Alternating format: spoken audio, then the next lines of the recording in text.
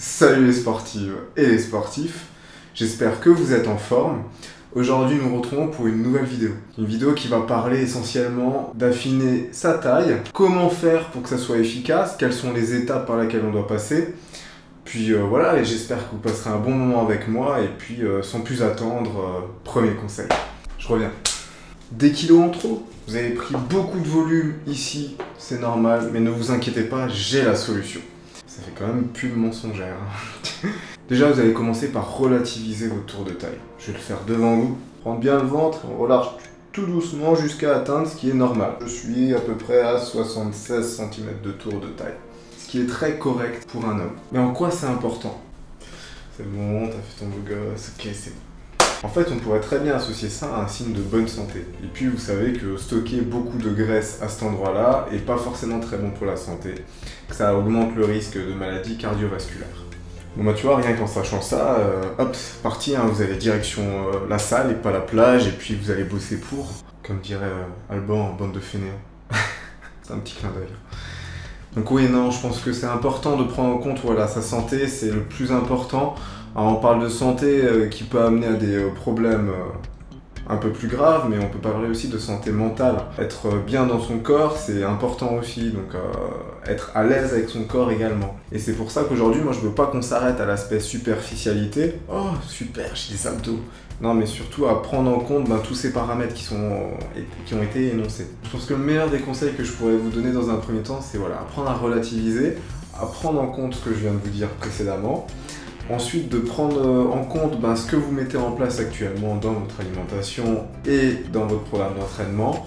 Il faut quand même que ça soit adapté en fonction de vos objectifs et de votre contexte et de vos besoins. Bien évidemment, toujours rajouter, on peut toujours améliorer. Il faut arrêter des fois d'être con et il faut se remettre en question. Vous pouvez faire un tableau, marquer les habitudes qui sont bonnes et moins bonnes, en essayant d'être le plus objectif possible.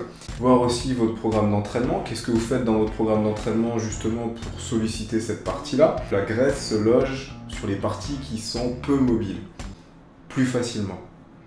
Si je dis pas tout, en fait, on va me reprendre. Il est très difficilement possible de perdre localement de la graisse, mais je ne pense pas que ça soit impossible non plus. Si déjà vous voulez perdre du tour de taille, c'est tout simple, vous allez perdre, on va dire, de partout. Il faut arrêter déjà ce qui contient énormément de sucre. Et je crois que vous me voyez venir. Attendez, je reviens. Hé hé! Qui c'est qui n'a jamais vu ça? Lève la main. Ouais, je me doutais bien qu'il y aurait personne qui lèverait la main. Ça, c'est de la saloperie, hein. Mais vous le savez. En fait, je pense qu'il y a beaucoup de choses que vous savez. Mais des fois, vous n'avez pas forcément envie de le faire. Enfin, je sais pas, il y a des choses comme ça qui fluctuent. Et puis, il faut toujours remettre au surlendemain ce qu'on peut faire le lendemain.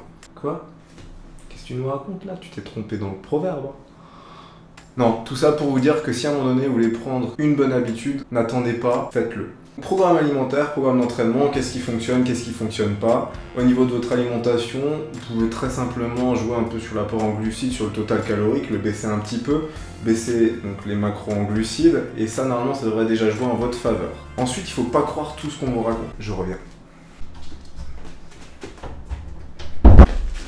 Super mince. J'avais envie de la faire. La pilule efficace pour pouvoir me faire perdre 10 kg de graisse en l'espace de 2 mois. 5 cachetons, ce que je vous propose, c'est que je les bois avec l'alcool. Hein. Puis normalement ça devrait fonctionner. Ces petites pilules là qu'on peut avoir à droite à gauche qui vous disent que oui ça fonctionne, ça peut permettre à aider de perdre, à sécher. Oui ça peut fonctionner, oui ça peut ne pas fonctionner. Mais ça ne fonctionnera jamais si vous ne faites rien à côté pour. Ça fait à peu près 2 à 3 semaines que j'expérimente quelque chose et j'aimerais vous en faire part aujourd'hui parce que je pense que c'est le meilleur moyen de s'affiner, de perdre à cet endroit-là. C'est essentiellement du gainage dynamique, je vais vous expliquer en quoi ça consiste. Donc on a le mouvement du bâton que je pense que vous connaissez. Prenez votre barre, vous la mettez ici et vous faites des rotations de buste. Voilà, c'est aussi simple que ça. Bon, je pense que ça, c'est à la portée de tout le monde. Ensuite, vous avez, vous savez, l'exercice, ça c'est un exercice quand même qui est bien dégueulasse. Hein. Vous mettez sur un banc, vous mettez les mains sous les fesses, vous levez les jambes, vous serrez les abdos et puis vous essayez de résister le plus longtemps possible. Si déjà vous tenez entre 30 secondes et 1 minute, ça sera déjà pas mal du tout. Et puis vous enchaînez aussi avec ce qu'on appelle les mountain climbers, qui est un exercice qui est assez répandu. Donc il suffit de ramener les genoux quand on est à 4 pattes à hauteur du buste et puis voilà. On en fait une petite cinquantaine et puis on fait ce petit circuit là, on enchaîne les 3 exercices, on fait 3 à 4 séries, c'est largement suffisant et une journée sur 2 par exemple. Donc avant on a parlé d'abdos, mais il y a aussi toute la partie lombaire, toute la partie basse des fesses où on a tendance à stocker beaucoup. Bien évidemment, quand on fait quelque chose dans l'ordre de l'agoniste, et bien on va faire quelque chose dans l'ordre de l'antagoniste. Qu'est-ce que je peux vous proposer pour l'antagoniste? C'est tout simplement ce qu'on appelle des extensions lombaires. Vous avez du good morning que vous pouvez faire. Vous pouvez faire aussi, je pense, des élévations latérales avec des élastiques. Ça va stimuler les fesses, mais aussi la partie haute des fesses. Après, vous avez aussi du gainage inversé que vous pouvez faire, mais ça restera aussi quand même la partie des abdos qui vont travailler. Pourquoi du gainage dynamique? Pourquoi des exercices dynamiques? C'est très simple. Parce que quand on fait du statique, on va travailler vraiment essentiellement ce qui est muscle profond. Et puis là, justement, on active différemment au niveau du corps. Donc c'est un stimulus différent. Et souvenez-vous de ce que je vous ai dit avant, le gras se loge plus difficilement sur les parties mobiles. C'est exactement ce qu'on va rechercher, couplé à pilule magique, et puis ça donne des résultats fantastiques. Également, j'aimerais aussi rebondir sur ce que j'ai pu dire. Il a été déjà montré par certaines personnes, par des tests, que ne pas entraîner justement cette partie-là contribuait à réduire le tour de taille. Alors j'aimerais quand même apporter une petite réponse par rapport à ça.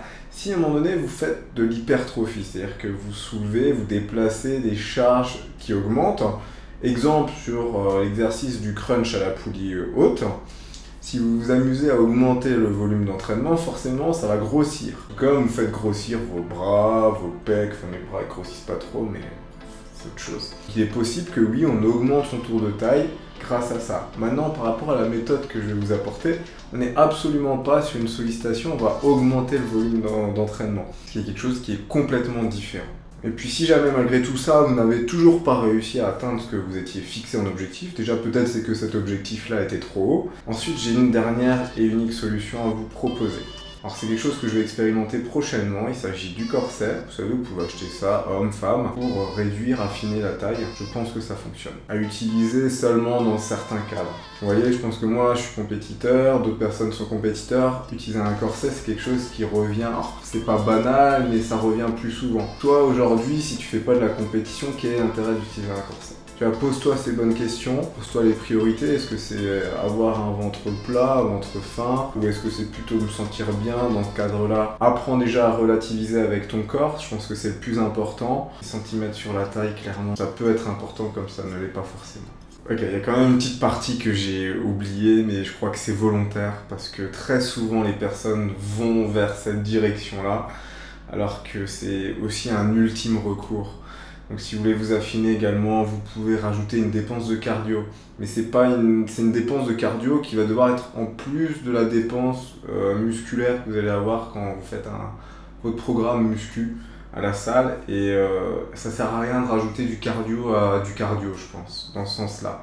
Et puis c'est vraiment quelque chose qu'on utilise en toute fin. Pour s'affiner, on peut faire 2 types de cardio. On peut faire du cardio basse intensité, donc là on va vraiment rechercher un effort qui va cramer du gras.